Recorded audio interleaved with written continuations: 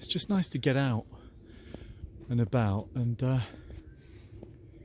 really switch the brain off from the news at the moment, which is so depressing, isn't it? So bloody depressing.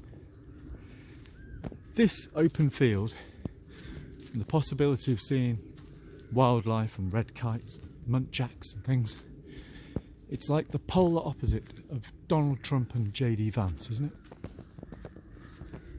This, wide open green spaces, it's the polar opposite of slimy, horrible examples of so-called humanity.